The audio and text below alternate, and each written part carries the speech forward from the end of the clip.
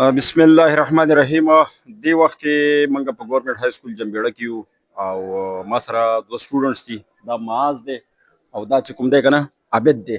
دا معاذ دی بیمار هم دی معذور هم دی، نو د دې باره کې به ترنه تپوسونه کوو. ښه معاذ ته څنګه یې؟ زما د لاس ماشوره هلته ګاډی هلته وشوې زما پکې یو خور مړه وه، درې خورانې مړې وې، یو ورور که نه.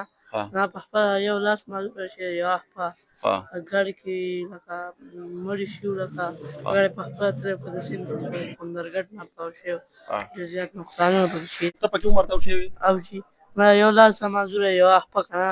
خپه اوس ښه شوې، الله پاک خپل د لاس اپرېشن به کېږي پېښور کې، د هغې نه بعد ښه کېږي. وروسته به د دې اوس اپرېشن بیا کېږي؟ او جي نو تا ته اوس تکلیف شته دې سره که نه؟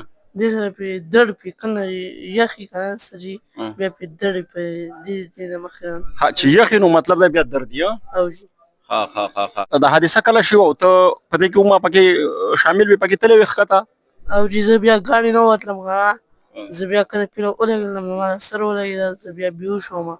زه بیا ارتباط کې کمپلیکس هسپتال کې 40 ورځې بیهوش وم، دغه شی بیا اوښ کې راتلم، بیا الله پاک ښه کړلم. صحیح شو. دا 2023 غالبا په دې کې دا ګاډی راته وشو، د شپې بیا موږ هم راغلي وو، نو پکې ډېر خلک ډوب شوي مړه شوي پکې، ته مطلب څه ډوب شوي دي، لا میلاو شوي هم نه دي، څه پکې زخمیان شوي. هغې کې د معاذ هم او ته تاسو وکتله چې دی ډېر زیات مطلب د خپه ماته شوي وه، لاس یې مات شوی او نور دی د دې په دې نظر باندې هم دغه دی، خو دا ده چې دی ډېر قابل سټوډنټ دی، سکول ته راځي ریګولر، نو بس دا پکې ته خوبي ده. ستا پکې څوک وو عابده که نه؟ او جي څوک وو پکې؟ یو مې ترور خاوند و جي، یو مې ماشو خاوند و، هغه ټوپ کړی و دي. د ترور خاوند مې چې و هغه مړ و پکې جي. ترور خاوند یې مړ و؟ او جي او د ماشو خاوند چې و نو هغه ورته نه ټوپ کړی و؟ او جي او د ترور خاوند چې مړ و نو هغه لاش یې موندې شوی که نه؟ او جي که د سیند کې ګرځېږي بیا ونڅېږي. ښه نو معاذ ته ماته دا ووایه، دا ګاډی چې راتاو شو په دې کې څومره خلک وو؟ عام مطلب دا دی دغه نارمل لوډ و که نه کسان زیات وو پکې؟ کسان پکې زیات وو، 30 کسان وو پکې 13 بیا مړه وو.